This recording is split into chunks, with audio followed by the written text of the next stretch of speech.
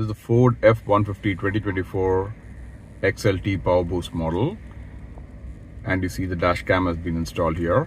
Today I want to cover with you how it has been installed and some of the connections, as well as how the wire is concealed, because many of the videos online they do like a very good job explaining the whole thing, but the one thing I found was a little bit lacking was how to get the wires in without actually taking out the A-pillar.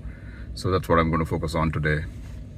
It's got the front and the back dash cams mounted. As you see here, it's showing you the picture for the front as well as the back.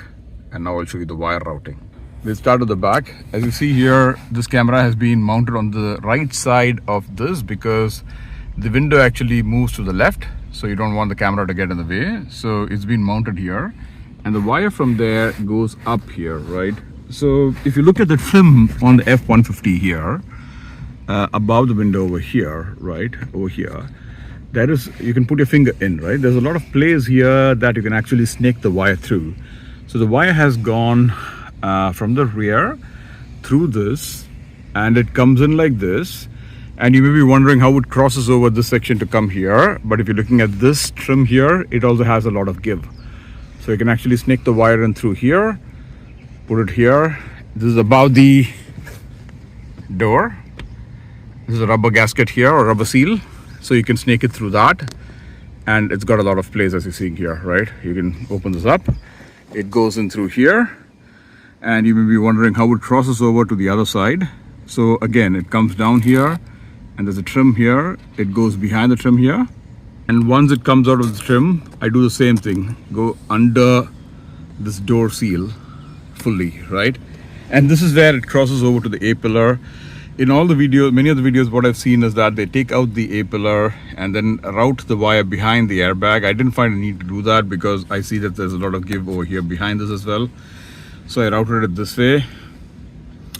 And then when it comes here, again, there's a lot of give over here, right?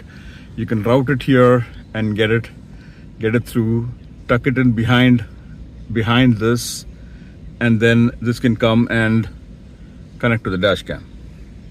So the way that the connection works here is like this. In some videos they've powered it from the fuse box, but I don't want to use the fuse box because in the Powerboost 2024 model, it looks like it's a sealed fuse box, and some of the videos I've seen require you to do some kind of soldering and everything, so I don't want to do that. So what I've done is, this is the powered rear view mirror. So you can actually buy a connector like this. There's a 16 pin that actually goes in here. That is this one, right?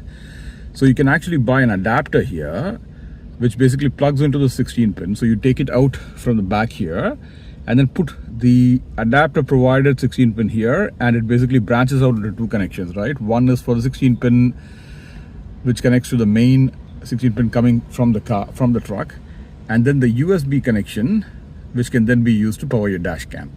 One of the things that you lose by doing this is the parking mode is not enabled, as in if it's parked and some collision and it's turned off and a collision happens, then it won't automatically turn on. That can be accomplished using the fuse box, but I didn't have a need to do that right now, so this is what I'm sticking with. So hopefully this provides you a little bit of overview about how the wire routing happens, because that's been one of the most challenging that I've had, in the sense that I was looking at a number of videos and it was not clear to me.